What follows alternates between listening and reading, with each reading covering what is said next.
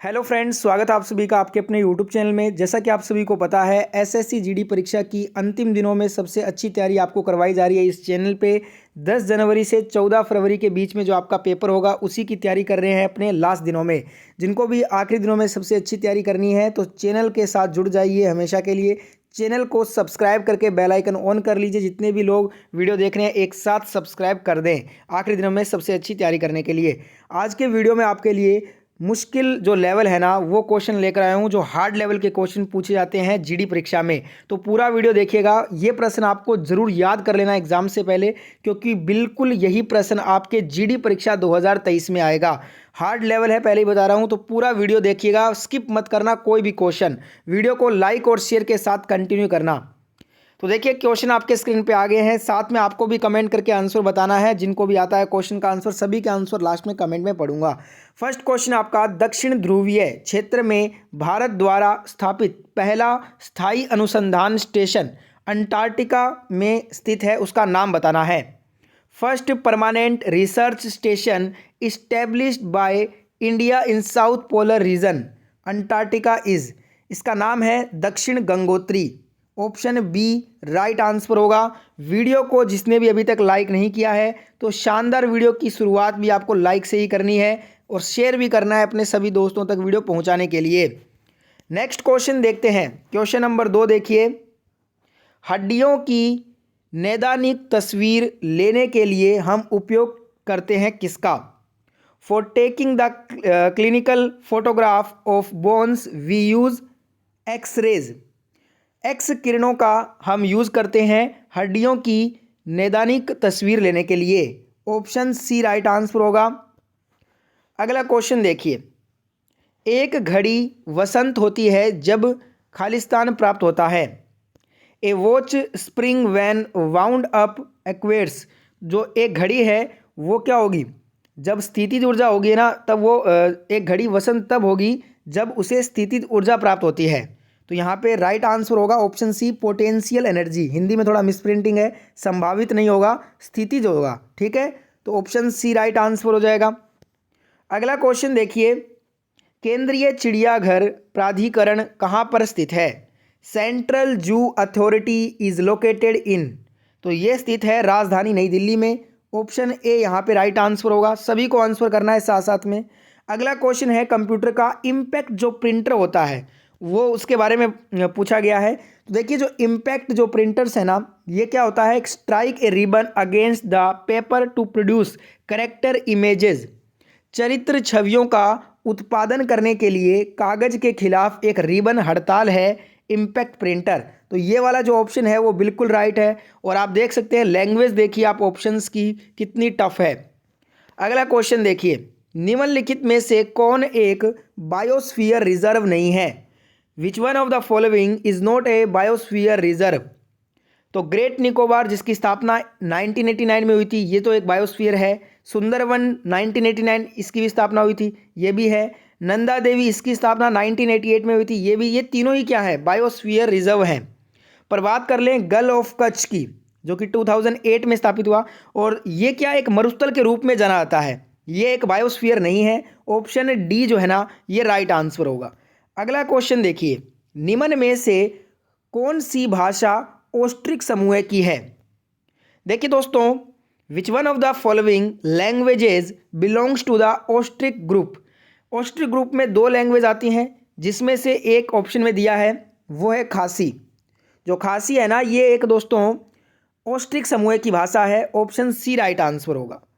अगला क्वेश्चन है, प्रोटीन में कौन सा परमाणु नहीं पाया जाता? Very very important question. Which atom is not found in proteins? तो देखिए, कार्बन, नाइट्रोजन, सल्फर, ये तीनों ही जो है ना वो प्रोटीन में पाए जाते हैं, प्रोटीन के परमाणु में। पर जो फास्फोरस होता है ये प्रोटीन में पाया जाने वाला परमाणु नहीं है। तो ऑप्शन सी जो है वो राइट आंसर हो जाएगा। अगला क्वेश्चन देखिए, एक परमाणु प्रतिक्रिया के संदर्भ में संतुलित होना चाहिए। कब होना चाहिए? देखिए, एक nuclear reaction must be balanced in terms of mass and energy. जो एक परमाणु है, परमाणु प्रतिक्रिया के संदर्भ में द्रव्यमान और ऊर्जा संतुलित होना चाहिए। ऑप्शन डी जो है वो राइट आंसर होगा इस क्वेश्चन का। अगला क्वेश्चन, प्लेग किसके द्वारा फैलता है?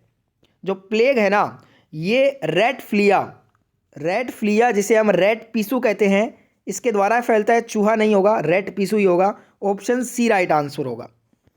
अगला क्वेश्चन, किसी प्रजाति के व्यक्तियों द्वारा गठित संगठन क्या कहलाता है?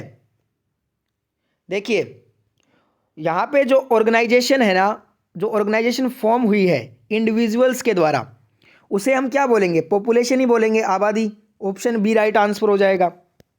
अगला क्वेश्चन है, the chemical used in photographic plate is, photographic plate में प्रयुक्त जो रसायन है उसका नाम क्या है? उसका नाम है सिल्वर ब्रोमाइड। ऑप्शन बी जो है वो राइट आंसर होगा इस क्वेश्चन में। वीडियो अगर अभी तक आपने लाइक नहीं किया है तो एक साथ जितने भी वीडियो देख रहे हैं, वीडियो को लाइक कर दें और शेयर कर दें वीडियो को। और जिन्होंने भी अभी तक चैनल को भी सब्सक्राइब नहीं किया है तो ऐसे ही वीडियो रोज़ाना देखने के लिए चैनल को सब्सक्राइब कर लीजिए और बगल वाले बेल आइकन को भी ऑन कर लीजिए रोज़ाना वीडियो देखने के लिए। अगला क्वेश्चन है, प्रज्ञा पुरस्कार किस भाषा में लिखी गई पुस्तकों के लेखकों को दिया जाता है? The Pragya award is given to authors of book written in, तो देखिए जो प्रज्ञा पुरस्कार है ना, ये हिंदी भाषा में लिखी गई पुस्तकों के लेखकों को दिया जाता है। ऑप्शन बी राइट आंसर होगा। अगला क्वेश्चन है, प्रसिद्ध बोरबन राजवंश ने शासन किया था कहाँ पे? The famous Bourbon dynasty ruled over, तो ये जो बोरबन राजवंश है इसने फ्रांस में शासन किया था, 16वीं शताब्दी में किया था, ध्यान रखिएगा। ऑप्शन सी राइट आंसर होगा। अगला क्वेश्चन है, निम्नलिखित में से कौन प्राचीन भारत में शिक्षा का केंद्र नहीं था? वेरी इंपॉर्टेंट क्वेश्चन, ऑप्शन के हिसाब से आप आंसर इजीली कर पाओगे इसमें। Which of the following was not a centre of learning in ancient India, तो यहाँ पे देखिए तक्षशिला ये शिक्षा का केंद्र था, नालंदा भी शिक्षा का केंद्र था, विक्रमशिला भी शिक्षा का केंद्र था। ये तीनों ही प्राचीन भारत के सबसे बड़े शिक्षा के केंद्र थे। पर कौशाम्बी ये बिल्कुल भी शिक्षा से जुड़ा हुआ केंद्र नहीं है, वही हमें बताना था। ऑप्शन सी राइट आंसर होगा। अगला क्वेश्चन है, जैन धर्म के 23वें तीर्थकर कौन थे देखिए, हु वाज द 23rd जो तीर्थकर है जैनिज्म में 23rd, वो है पार्श्वनाथ जी। ऑप्शन बी राइट आंसर हो जाएगा। और 23वें पार्श्वनाथ हैं, तो आखिरी और 24वें कौन है? भगवान महावीर स्वामी है, ठीक है। और जो फाउंडर थे जैन धर्म के और प्रथम जो तीर्थकर थे वो थे ऋषभ देव जी। तो प्रथम ऋषभ देव, 23वें पार्श्वनाथ और आखिरी और 24वें महावीर स्वामी। अगला क्वेश्चन देखिए, संविधान नई अखिल भारतीय सेवाओं के निर्माण का प्रावधान करता है यदि, देखिए the constitution makes provision for the certain of new all India services only if, तो यहाँ पे जो है ना Rajya Sabha passes a resolution to this effect by a majority of 2/3 of its member present and voting, ये वाला जो ऑप्शन है वो बिल्कुल करेक्ट होगा। मैंने पहले कहा था थोड़ा लैंग्वेज जो है वो बहुत हार्ड है इस वाले में। राज्यसभा अपने सदस्यों और उपस्थित सदस्यों के बहुमत से इस आशय का एक प्रस्ताव पारित करती है और ये जो मेजोरिटी होता है वो 2/3 का होता है, ठीक है। और यही हमें बताना था इसमें। ऑप्शन बी राइट आंसर हो जाएगा। अगला क्वेश्चन, पॉलिटिकल लिबर्टी इम्पिल्स, राजनीतिक स्वतंत्रता का तात्पर्य क्या है? तो इसका तात्पर्य यही है कि देखिए, the right of the citizen to participate in the administration of the state, जो राज्य के प्रशासन में भाग लेने के लिए नागरिक का जो अधिकार है ना, वही राजनीतिक स्वतंत्रता का तात्पर्य माना गया है कि राज्य के प्रशासन में भाग लेने का हर नागरिक को अधिकार होगा। ऑप्शन डी राइट आंसर हो जाएगा। अगला क्वेश्चन, समाज में कुछ लोगों को उनकी जाति के आधार पर विशेषाधिकार देने का उल्लंघन है।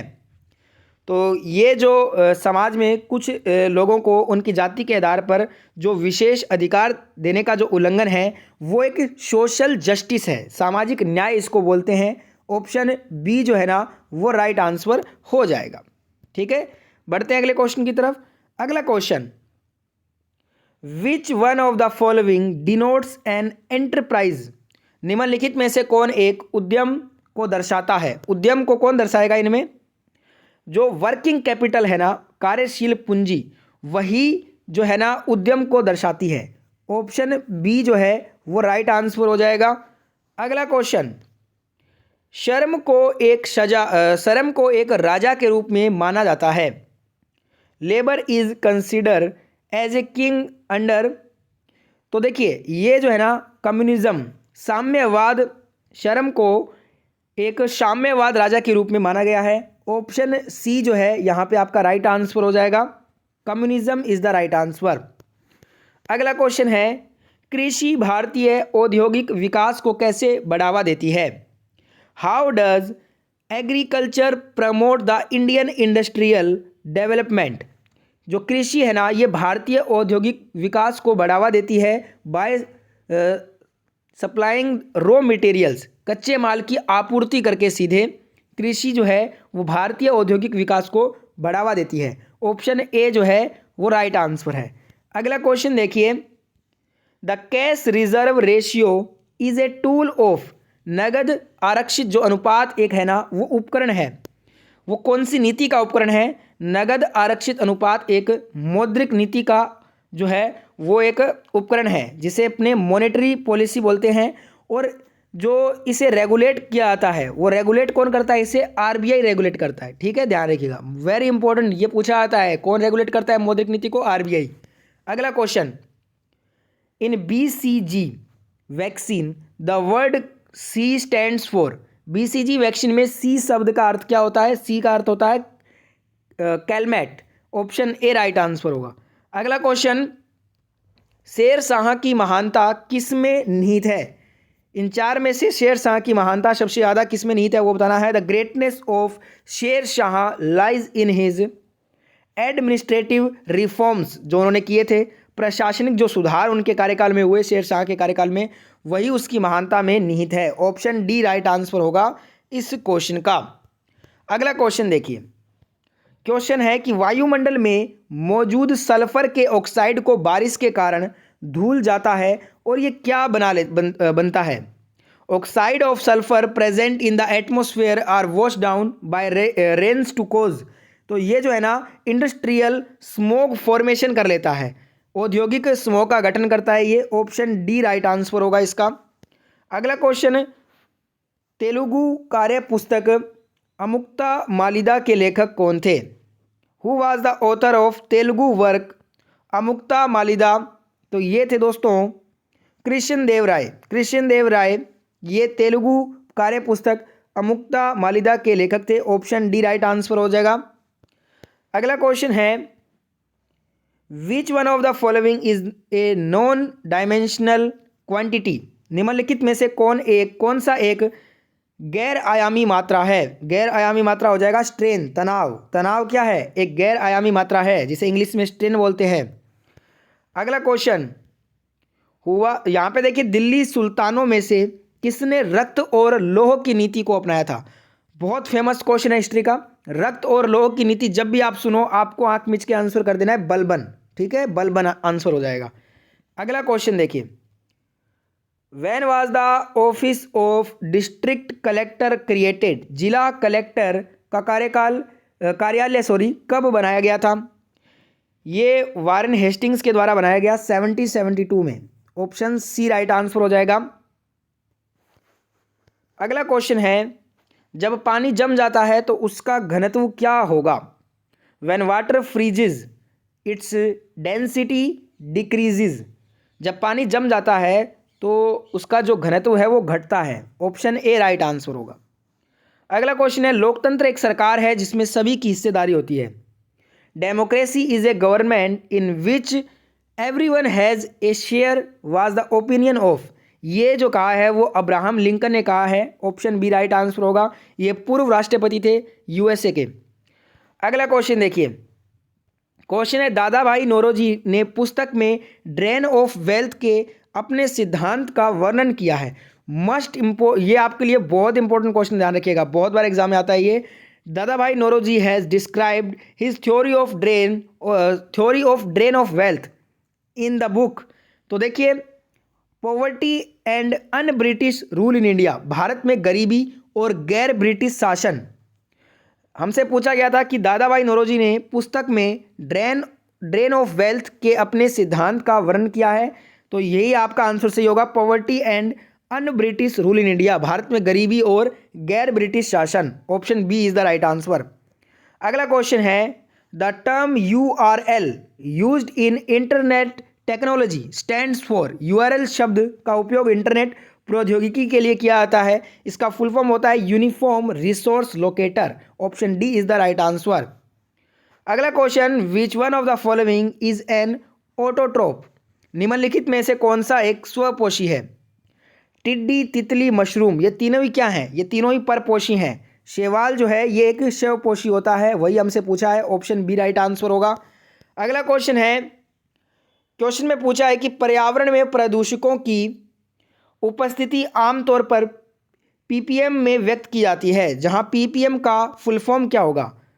The presence of pollutants in the environment is usually expressed in ppm where ppm stands for parts per million, इसका फुल फॉर्म होता है पार्ट्स पर मिलियन, भाग प्रति 10 lakh. Option D is the right answer. अगला क्वेश्चन देखिए, Olympic खेलों में anabolic steroid के उपयोग पर प्रतिबंध लगाने वाले पहले भारतीय का नाम बताइए। Name the first Indian to be banned for using anabolic steroid in Olympic games. तो ये जो फर्स्ट इंडियन थे वो थे T Sanamacha Chanu. Option C right answer हो जाएगा। अगला क्वेश्चन है, सोडियम बाइकार्बोनेट से कार्बन डाइऑक्साइड को मुक्त करने में विफल रहने वाला अम्ल कौन सा होता है। तो ये होता है carbonic acid. Option D correct answer होगा। अगला क्वेश्चन देखिए, औपनिवेशिक भारत में भारतीय विधवाओं के लिए स्कूल शारदा सदन की स्थापना किसने की थी। तो जो शारदा सदन की स्थापना है ना, ये दोस्तों 1889 में की गई थी, मुंबई में है ये, और ये स्थापना पंडिता रमाबाई ने की थी। वेरी इंपॉर्टेंट क्वेश्चन, बहुत बार एग्जाम में आया हुआ है, ठीक है। अगला क्वेश्चन देखिए, अर्थशास्त्र ने उत्पादन के साधन को मनुष्य के रूप में वर्गीकृत किया है। Economics classify the man made instrument of production as, capital के रूप में इसे स्थापित किया है पूंजी के रूप में। ऑप्शन डी राइट आंसर हो जाएगा। अगला क्वेश्चन, भारत में मालाबार तट किसकी ओर है। The Malabar coast in India is towards Western Ghats, पश्चिमी घाट की ओर है ये। ऑप्शन सी राइट आंसर होगा। नेक्स्ट क्वेश्चन देखते हैं, और ये आज का लास्ट और होमवर्क क्वेश्चन रहेगा। इसका आंसर जिनको मालूम है वो कमेंट करके बताएं। पहला गणितीय कैलकुलेटर किसके द्वारा डिज़ाइन किया गया। द फर्स्ट जो मैथमेटिकल जो कैलकुलेटर है ना, वो डिज़ाइन किया था जिसने भी, उसका नाम आपको पता है तो कमेंट करके बताइए। होमवर्क क्वेश्चन है ये। आपसे कितना स्कोर बन पाया इस वीडियो में वो भी बताइए कमेंट करके। वीडियो अच्छा लगा तो लाइक शेयर सब्सक्राइब जरूर करें।